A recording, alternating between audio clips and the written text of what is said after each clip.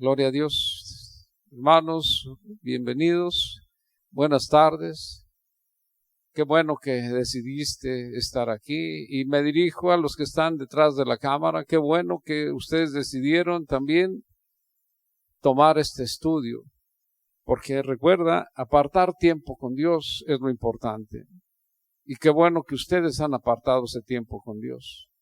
Porque cuando nosotros apartamos tiempo con Dios al estudiar la Biblia y la oración, entonces en los momentos complicados Dios viene a nuestras vidas. Dios está con nosotros. Y eso es lo importante de que tú y yo lo podamos hacer. Bienvenidos entonces, hermanos. Dios esté con ustedes y vamos a dar inicio. Si trajiste tu Biblia, hoy yo quiero llevarte de la mano para que ojes tu Biblia. El tema, decíamos, Señor, enséñanos a orar. Te pido de favor entonces que busques en Lucas capítulo 11, verso 1. Solo un verso. Hoy iniciamos esta serie sobre cómo enseñarnos a orar. Que el Señor nos enseñe a orar. Te animo entonces a que lo busques en tu Biblia, y si no lo trajiste, aparecerá en la pantalla, pero yo te animo a que de aquí en adelante siempre traigas tu Biblia. Yo quiero enseñarte por qué debemos orar. Si ya lo tienes, te ruego de favor, ponte de pie un momento más.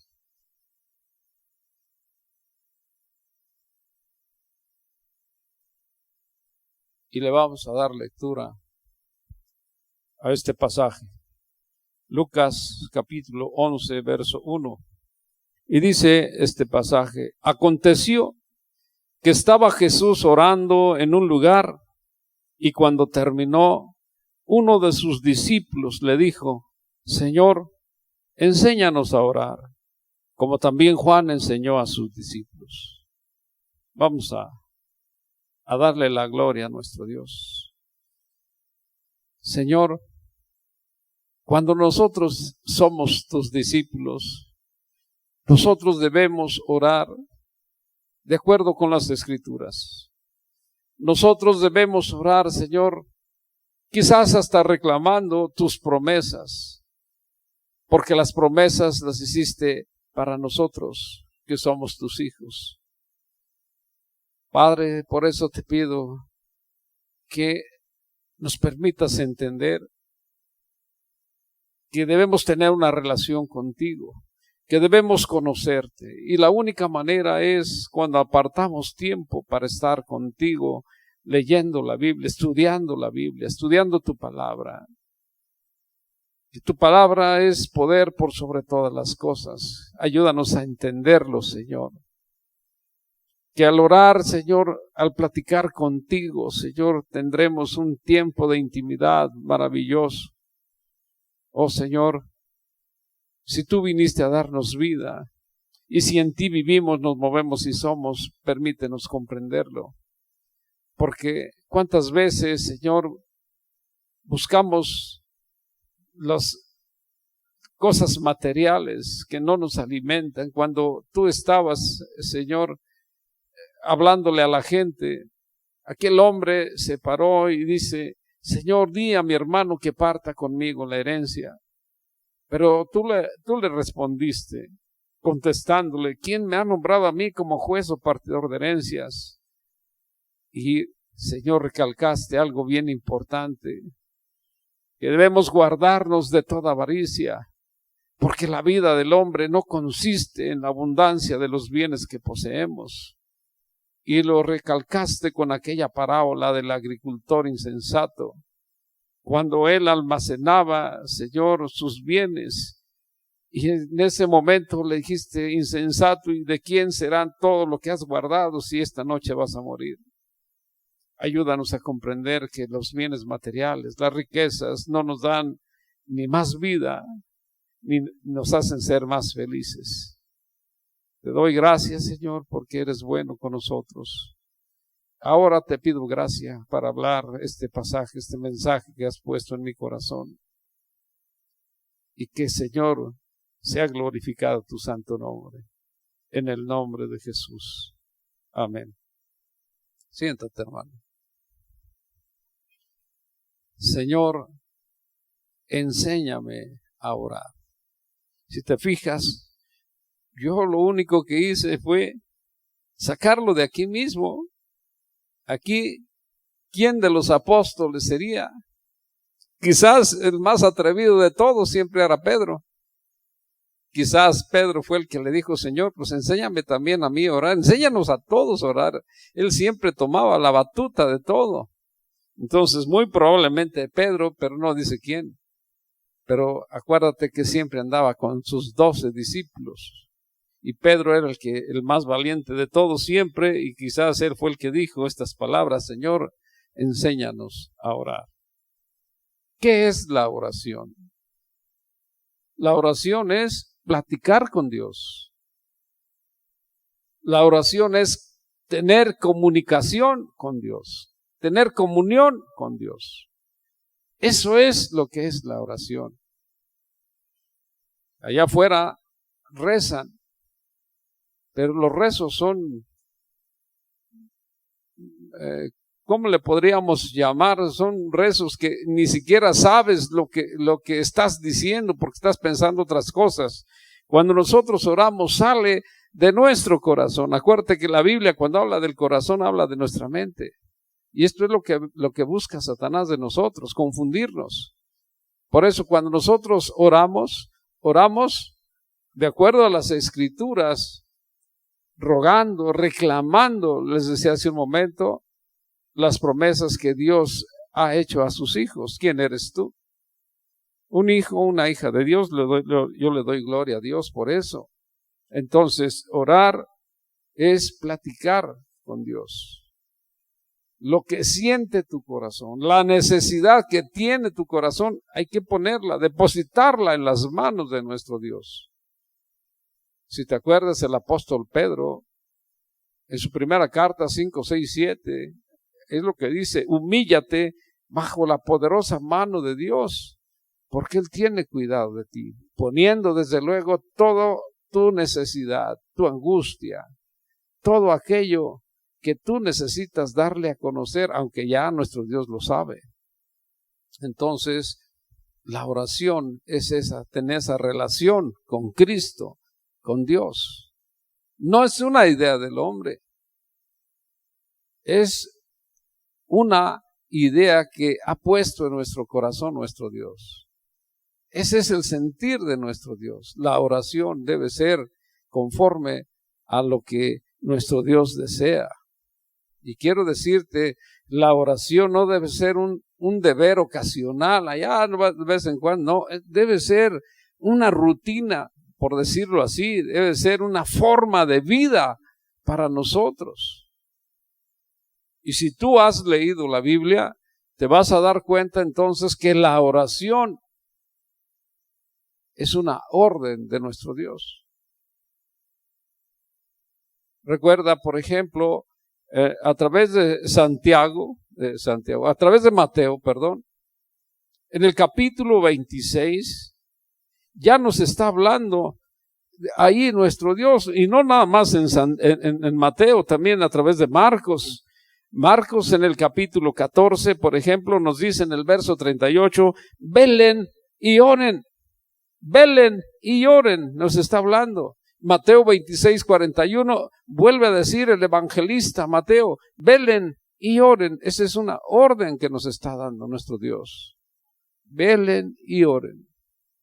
Obviamente Marcos y Mateo algo muy similar lo hacen, pero me voy a dirigir con Mateo. Mateo capítulo 26, dale vuelta a tu página.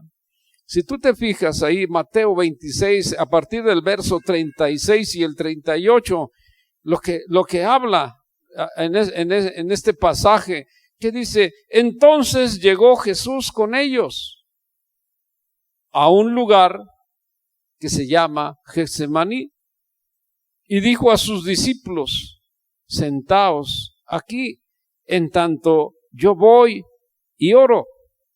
Y tomando, dice, a Pedro, a Jacobo y a Juan, comenzó a entristecerse y a angustiarse en grande manera. Entonces les dijo: mi alma está muy triste hasta la muerte, quedaos aquí y velen conmigo. Si te fijas, aquí hay dos cosas. Llegó primero con todos los discípulos y les dijo: quédense aquí. Pero dice, tomando a Pedro, a Jacobo y a Juan, se los llevó también con él. Dejó un grupo de sus discípulos en un lugar, pero se llevó a otros junto con él. Y por Lucas conocemos algo interesante. ¿Qué dice? Les dijo en el verso 38, entonces Jesús les dijo: mi alma está muy triste hasta la muerte, quedaos aquí y velad conmigo. Por Lucas, en el capítulo 22 y en el verso 40, sabemos que Jesús les dijo, no solo velen, les dijo: oren para que no entren en tentación. Lucas 22, 40, así les dijo: velen para que no entren en tentación. Y narra Mateo 26, 39, fíjate bien, narra que Jesús los dejó ahí y él se fue un poquito más adelante. Así lo narra Mateo 26, 39. Pero si te fijas lo que dice también Lucas 22, 41. Mateo dice en el verso 39 que se fue más adelante, pero Lucas 22, 41 dice que se apartó de ellos como a la distancia de un tiro de piedra. Los dejó ahí, entonces dejó dos grupos atrás de él y él se fue adelante a orar, estar ¿a qué? A solas. Estaba solo orando. Y por Lucas conocemos que dice que en el verso 41, cuando termina, estaba a una distancia de tiro de piedra y puesto de rodillas estaba Jesús. Dice en el verso 42 que él rogaba a nuestro Padre del cielo, y que le decía: si quieres que pase de mí esta copa, pero no se haga mi voluntad sino la tuya. Desde el principio él quería hacer solo la voluntad de nuestro Dios. Recuerda, dice Juan 6:38, que él vino a hacer la voluntad de nuestro Dios. Él se agradaba en ser obediente a nuestro Dios. Y por eso él, orando con angustia de muerte, quería hacer solo la voluntad de Dios, agradar a su Padre. Y nosotros es lo que debiéramos también de tratar de hacer, de agradar ¿a quién? A nuestro Padre. Por eso es que él, puesto de rodillas, oraba de esa manera. ¿Y qué dice en el verso 44 de Lucas 22? Dice: y estando en agonía, oraba con tal intensidad que su sudor era como grandes gotas de sangre que caían hasta la tierra. Su frente no era sudor, sino gotas de sangre. ¿Cómo se llaman? Los vasos sanguíneos que había en la frente por la fuerza, es decir, por la agonía que tenía de muerte, se reventaron y empezaron a escurrir la sangre de su frente por la agonía que había en él. Y esa es la forma en cómo él oraba. ¿Por qué oraba de esa manera? No dice la Escritura, pero pienso que no fue porque horas más tarde él enfrentaría con su destino final, la muerte, y una muerte de cruz. Yo creo que no fue por eso. ¿Te acuerdas lo que dice en Génesis, en el capítulo 6? No me recuerdo, pero ahorita te doy bien el verso. En el capítulo 6, cuando él se arrepiente de haber creado al hombre, en el verso 6, Génesis 6:6, ¿qué es lo que dice nuestro Dios? Me arrepiento de haber creado al hombre ¿Y qué dice? Y le dolió en su corazón. Por eso él estaba con esa aflicción de muerte. ¿Por qué? Porque él sabía que a pesar de todo, nosotros seguiríamos siendo necios. El corazón del hombre sigue estando lleno de maldad y hoy lo vemos con tanta muerte. ¿Por qué esta pandemia no ha parado? ¿Cuál es la razón? Porque el corazón del hombre sigue entenebrecido, lleno de maldad, corrompido, queriendo hacer su voluntad. Cuando estamos viendo que Jesús oraba de esa manera y rogaba al Padre, pidiendo, Señor, yo quiero hacer solo tu voluntad. Y yo te pregunto, ¿y tú? ¿Tú también quieres hacer la voluntad de nuestro Dios? Porque Él dijo, todos ellos me honran con sus labios, pero su corazón está lejos de mí. ¿También tú lo estás honrando de labios y haciendo todo lo contrario a lo que Él nos está pidiendo? Señor, no solo enséñame a orar, enséñame a ser obediente. Enséñame a ser obediente. Entonces, después que eso dijo Jesús, Mateo 26:40, cuando regresó Jesús, ¿cómo los encontró? ¿Te acuerdas?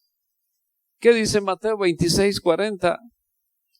Y cuando regresa de su primera oración que hacía, porque la hizo repetitiva, ¿te acuerdas? Volvió a irse y a orar de la misma manera. Pero ¿cómo los encontró? Dice Mateo 26:40, que los encontró dormidos. ¿Y qué les dijo? No han podido orar y velar conmigo al menos una hora. Y luego, ¿qué les dice enseguida? Velen y oren. ¿Para qué? Para que no entren en tentación. Algo importante, dice, el espíritu está dispuesto, pero la carne es débil. La carne es débil.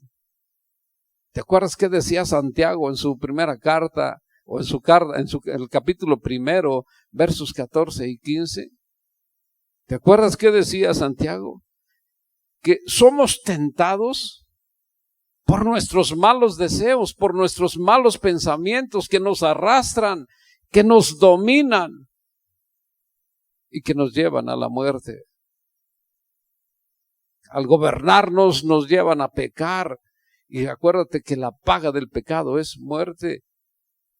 Y que el alma que pecar, esa morirá. Y eso es lo que nosotros tenemos también. Queremos ser conscientes de todo esto. Dios nos quiere limpios. Debemos alegrar nosotros el corazón de nuestro Dios. Por eso la Biblia nos anima, las Escrituras nos animan a que nosotros debemos velar y orar, como lo hizo Jesús. Porque Jesús es nuestro ejemplo. Recuérdalo, Jesús es nuestro ejemplo. Y nosotros debemos seguir sus huellas, como hijos predilectos que somos de Él. Y la Biblia, en muchos pasajes, nos habla, si te recuerdas, cuando Jesús estuvo aquí en la tierra, Él nos dice en Lucas 18:1, ¿qué nos dice en Lucas 18:1? Que debemos sentir la necesidad de orar siempre sin desmayar. Que debemos sentir nosotros esa necesidad de orar. ¿Quién necesita de quién? Nosotros de Dios. Porque Él les dijo, si estas gentes pararan, si estos niños pararan de alabar al Señor, les digo que aún las piedras empezarían a alabarme. Por eso es que si sabemos que nosotros necesitamos de Él, entonces, ¿qué estamos esperando? Que podamos sentir esa necesidad de orar siempre sin desmayar. Y el apóstol Pablo nos vuelve a decir lo mismo, Romanos 12:12, seamos constantes en la oración.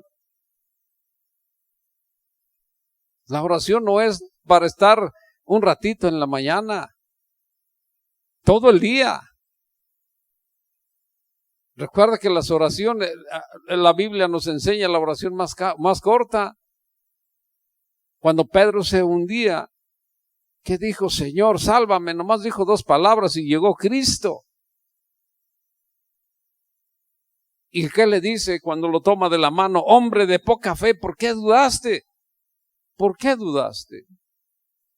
Entonces, debemos sentir esa necesidad de orar siempre, en todo momento, sin desmayar, ser constantes en la oración. Y el apóstol Pablo sigue en Efesios 6:18, también nos dice a que nos mantengamos orando en todo tiempo, con toda oración y súplica.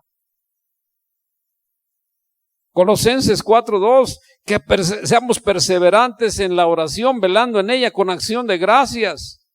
Filipenses 4:6, a que sean conocidas nuestras peticiones delante de Dios en toda oración y ruego con acción de gracias.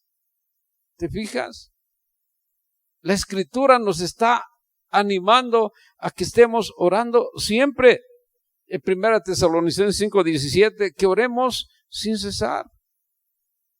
Y orar sin cesar no significa que estés de rodillas las 24 horas. Significa que en todo momento y por todo debemos nosotros ser agradecidos con nuestro Dios, comunicándole lo que nosotros sentimos. Si voy a tomar los alimentos, gracias Señor por estos alimentos. Si voy a salir a la calle, Señor, guarda mi camino y cubre mi regreso. Ya estoy orando. Si voy a empezar mis labores, Señor, dame sabiduría para yo realizar mi trabajo. Si voy a tener relación con una persona, Señor, mira, yo necesito que tú estés en medio para poder sacar adelante lo que sea, lo que se vaya a tratar. Eso es orar sin cesar en todo. Si voy a salir de viaje en el vehículo, Señor, guarda las condiciones mecánicas de mi vehículo y que no sea yo el que maneje, sino seas tú a través del Espíritu Santo que vive en mí. Así es como debemos estar orando, así es como estamos orando siempre, siempre, clamando a Él, rogándole a Él. No te canses, no desmayes, ora sin cesar, creyéndole a Él. Porque Él obra, Él está, aunque no lo podemos ver, dice un canto, pero podemos sentir su amor, su fuerza, su poder lo podemos sentir. Y más en esta iglesia que nuestro Dios nos ha dado cosas inmerecidas, dones inmerecidos. Entonces podemos sentir su grande amor por todos nosotros. Dios escucha tu oración, mi oración. Sí, Dios la escucha. Dios la escucha, y David lo decía en el Salmo 65:2. Dale vuelta a tu página ahí de tu Biblia. En el Salmo 65:2, Dios dirigió a nuestro Dios su oración. ¿Y qué es lo que qué es lo que dice? Tú oyes la oración. Tú oyes la oración. Recuerda quién era aquel hombre llamado David. Un hombre conforme al corazón de Dios. Él escucha nuestra oración. Y también Salomón escribió en el libro de los Proverbios 15:29, capítulo 15, verso 29. Dice, Dios oye la oración de los justos. ¿Sí estás escuchándome? Un corazón justo se agrada a nuestro Dios. Dios oye la oración de los justos y, ¿sabes? Se deleita en el corazón de un justo y con mayor razón oye lo que tú tienes que decirle a Él. Mira, regresa al verso 8 de este capítulo 15 de Proverbios. La oración de los rectos es su gozo. ¿Te fijas? La oración de los rectos es su gozo. Pero aquí vienen los peros. Dios no escucha un corazón sucio. Dios no escucha un corazón sucio. Hay varios pasajes y me agradó más el de Juan 9:31. Un corazón lleno de pecado no lo escucha nuestro Dios. Dice a través de Juan 9:31, Dios no oye a los pecadores, pero si alguien hace la voluntad de Dios, a ese oye y a él le asiste. Por eso, si tú sabes todo esto, entonces, ¿por qué no clamar a nuestro Dios? ¿Por qué no buscarlo en la oración? Recuerda,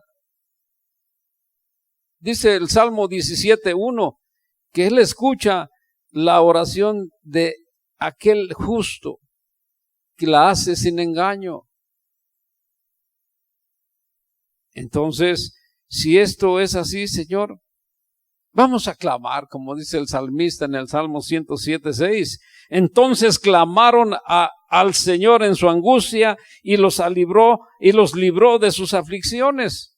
El Salmo 50:15 dice, por eso invócame en el día de la angustia y te libraré y tú me honrarás.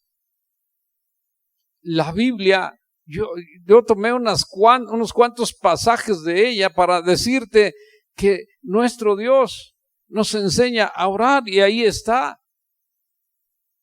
Por eso es necesario que tú y yo estudiemos la Biblia para poder enseñarnos a orar. Fíjate, una cosa me estoy acordando cuando llamó nuestro Dios a Abraham. ¿Te acuerdas? En el capítulo 12, por ahí los versos 1-3, dice, Abraham, deja tu tierra y deja tu familia y ve a la tierra que yo te voy a mostrar. Te haré una nación grande y te bendeciré, le dice el Señor, y haré grande, que sea grande tu nombre, porque tú serás bendición. Bendeciré a quien te bendiga, pero maldeciré a quien te maldiga. Y serán en ti benditas todas las naciones. ¿Por qué me acordé de esto? Porque hay un pasaje en el capítulo 20 de Génesis. Mira, por ahí también en el capítulo 12 de Génesis 11-13, por ahí está, que cuando Abraham obedece a nuestro Dios, él se lleva a todo lo que era de él, incluyendo su mujer. ¿Te acuerdas que su mujer era Sara? Y mismo Abraham dice por ahí en esos versos del 11-13, ahí está, que Sara era de hermoso aspecto, era muy hermosa. Y cuando iba a entrar a Egipto, le dice a Abraham, ¿sabes? Tú eres muy hermosa. Y si dices que tú eres mi mujer o yo digo que tú eres mi mujer, ellos me matarán por causa tuya. Entonces di que eres mi hermana. Y sí, era su hermana, era hija de su padre, mas no de su madre. Era media hermana. Pero si tenemos en cuenta que en aquel momento dijo el Señor, creceos y multiplicaos, y se casaban ahora sí hermanos con hermanas, etcétera, etcétera. ¿Por qué? Porque se tendría que poblar la tierra, pero posteriormente nuestro Dios dijo, alto, hasta aquí se acaba esto. entonces dio las leyes, y por ahí están en el libro de Levítico, donde prohibió que entre hermanos, entre padres e hijos, hubiera eso, y le llamó incesto al pecado de que se junte o que tenga una relación íntima en la familia. Entonces, en ese momento regresó a Abraham. Él dijo, y por causa tuya, si tú dices que eres mi hermana, entonces yo también preservaré mi vida, casi como la tuya. Él llegó, dice el capítulo 20, del 1 en adelante de Génesis, a la región de Gerar, dice, donde reinaba Abimelech. Y ahí habitó, dice la escritura, Abraham y los suyos, los que iban con él. Abimelech vio que Sara era muy hermosa, dice en el verso 23 de Génesis, que al ver Abimelech a Sara, la tomó. Pero Dios en sueños, mira lo importante, Dios en sueños le dice a Abimelech, no toques esa mujer, porque esa mujer tiene marido, está casada y su marido es profeta. Regrésala, porque si no la regresas, muerto serás tú y todos los tuyos. Regrésasela a su marido. Abraham dice, y él orará por ti para que tú seas prosperado y vivas con todos los tuyos. Y en el verso 17 dice que Abraham oró por él. ¿Cómo oraría Abraham? Pues simplemente, Señor, considera a Abimelech, mira, ellos tienen problemas de esterilidad, quizás sus mujeres, que se abran las matrices para que haya vida y ellos puedan también crecer de esa manera. Y así fue como se hizo. Entonces, Dios utiliza su palabra para enseñarnos a orar a cada uno de nosotros. Y eso es lo más importante que nosotros debemos tener en cuenta. ¿Te acuerdas, Elías? Muchas veces mi hermano aquí ha citado a la viuda de Sarepta, donde fue alimentado Elías por ella. Muere su hijo y hay una resurrección donde clama Elías a nuestro Dios para que regrese a la vida a este niño, al hijo de la viuda de Sarepta, también igual que la mujer sunamita, también el niño, su hijo, muere y también Eliseo lo levanta. Bueno, por la relación que tiene con nuestro Dios. Pero yo creo que el máximo ejemplo lo podemos tener en Cristo Jesús, la forma como oraba. ¿Te recuerdas que dice Lucas 6:12 por ahí? Que Jesús oró toda la noche por sus discípulos. ¿Sí te acuerdas de eso? Jesús oró por toda la noche. ¿Sí? Ahí tenemos el máximo ejemplo de la oración. 6:12-13 de Lucas dice que Jesús se apartó toda la noche y oró, y cuando fue de mañana él escogió a los 12, y ahí nos da la lista de quienes fueron. Jesús oró para multiplicar aquellos panes y aquellos pececillos para alimentar a los 5,000. Jesús oró para alimentar a los 4,000. Está por ahí en Mateo 14:19 y 15:36. Jesús oró en la última cena. En todo nos está dando indicación de que debemos orar. En la última cena, ahí está en Mateo 26 también.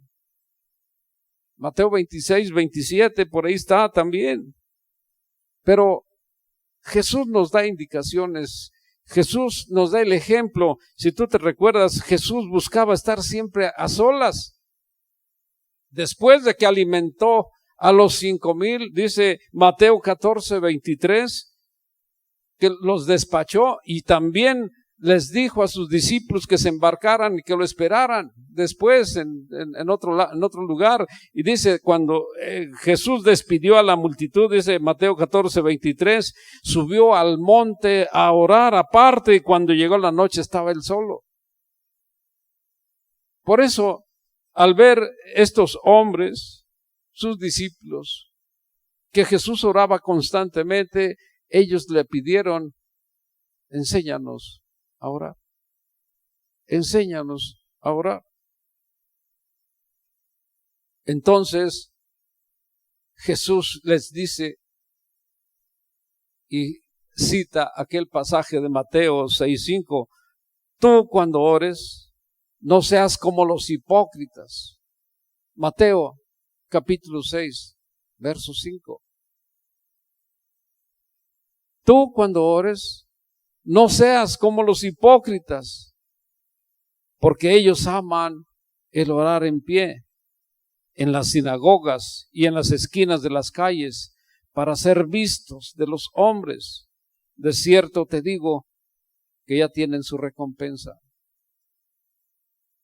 Cuando tú y yo oremos, hermano, que tu oración exalte la magnificencia, la gloria de nuestro Dios. Exáltalo. Y no hagas de tu oración un espectáculo para que te oiga el de al lado o el de que sientes que tú ahí estás ahí. No lo hagas así, de esa manera. Jesús nos anima en el verso 6 a que cuando oremos vayamos a lo secreto. Y ahí en lo secreto, entonces podamos platicar con Dios de lo que tú tienes necesidad.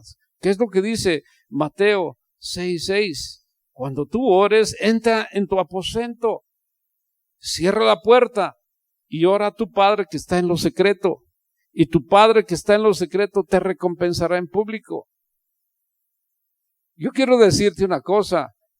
Dios no prohíbe ni condena la oración en público, pero ese es tema de otro estudio. No, Él quiere que tú y Él, que yo y Él y yo, Él y tú, tengamos esa comunión, que podamos nosotros sentir esa gracia con Él, tener esa comunión con Él. Entonces, el propósito de que tú vayas al lugar secreto es que tú encuentras esa paz donde tu corazón se pueda explayar de lo que tiene necesidad. Si no tienes necesidad de nada, es porque vas a alabarlo, vas a exaltarlo. Él lo merece. Eso es lo que tú tienes que hacer con el propósito de apartarte. Pero yo creo que siempre hay una necesidad por la cual tenemos que orar. Y sabes, Dios es el Dios de los imposibles. Todo lo puede Él. Él lo dice, lo que es imposible para el hombre, para Dios todo es posible. Él lo puede hacer. Pero ¿qué tenemos que hacer tú y yo? Limpiar primero nuestros corazones para que podamos ser escuchados por Él. A Él no lo vamos a engañar. ¿Quién puede conocer el corazón del hombre si es perverso? Dice nuestro Dios.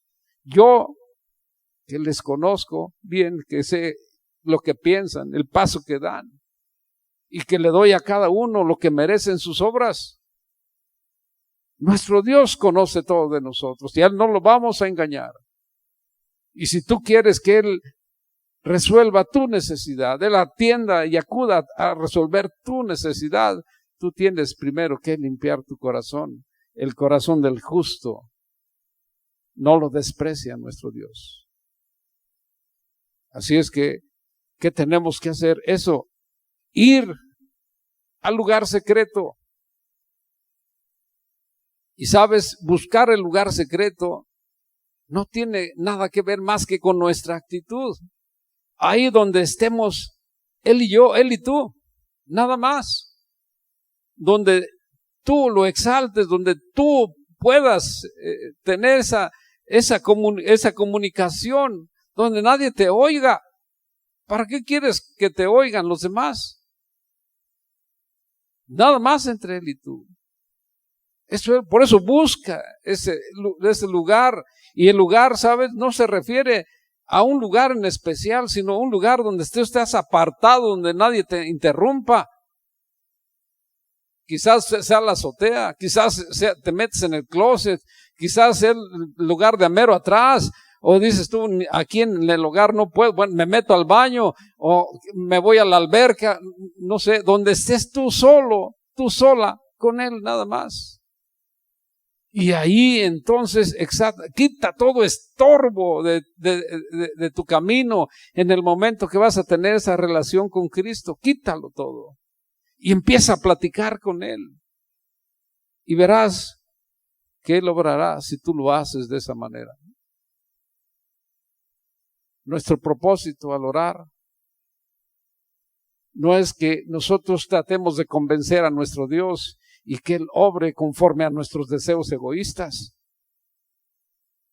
Que nosotros tratemos de hacer que su voluntad sea la nuestra. No. No es eso.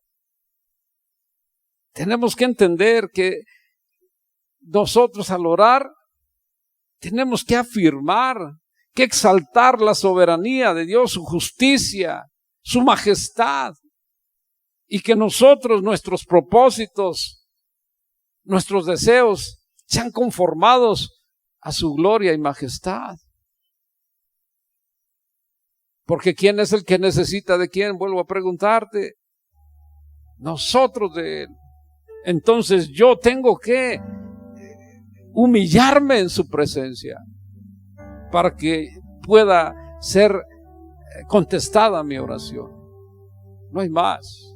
Por eso Jesús siempre estaba a solas, porque ahí a solas nada más Él y tú estarán en ese tiempo. Lucas 15:16 dice, y Él se apartaba a lugares desiertos y oraba. Solo. No necesitas un acompañante para que tú puedas tener esa relación con Dios. Tú tienes que entenderlo. Ponte de pie.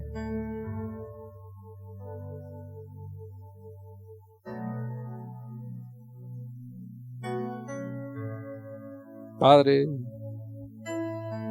te doy gracias, Señor. Te damos gracias, Señor. Es verdad, aquel hombre, aquellos hombres que estaban ahí observando cómo oraba, Señor, ellos empezaron a sentir esa necesidad, esa inquietud también por enseñarse, a que los enseñaras a tener una relación contigo, Señor. Y nosotros también estamos inquietos por querer tener esa plática, esa comunión, esa comunicación contigo, Señor. Enséñanos a orar. Ayúdanos a entender que lo que nosotros platiquemos contigo es porque sale de un corazón que se humilla en tu presencia. Porque cuando nosotros vamos a tu presencia, desde ese momento ya te estamos adorando, Señor, porque estamos reconociendo tu señorío, estamos reconociendo que necesitamos de ti, Señor. Estamos reconociendo que tú eres el que puede resolver nuestras necesidades. ¿Qué importa que sea, Señor? Oh, Señor, hoy ruego en el nombre de Jesús, tu Hijo amado, porque esa es la promesa que tú nos diste, que todo lo que te pidamos, Padre, en el nombre de tu Hijo amado, tú lo harás. Que hoy, Señor, nos enseñes también a comunicarnos contigo. Que hoy, Señor, les puedas mostrar a mis hermanos que están aquí presentes, que tú obras con poder, que tú eres, como se lo dijiste a aquellos saduceos, que no eres un Dios de muertos, sino eres un Dios de vivos, Señor. Padre, que nosotros podamos sentir ese grande amor que tienes por nosotros, y que al dirigirnos a ti, Señor, podamos primero exaltarte, magnificar tu justicia, tu majestad, Señor, porque tú lo mereces todo, Señor, porque tú te sacrificaste en aquella cruz, nos viniste a dar vida, Señor, y ahora nosotros, al creerte a ti, Señor, queremos que tú vuelvas tus ojos hacia nosotros, Señor.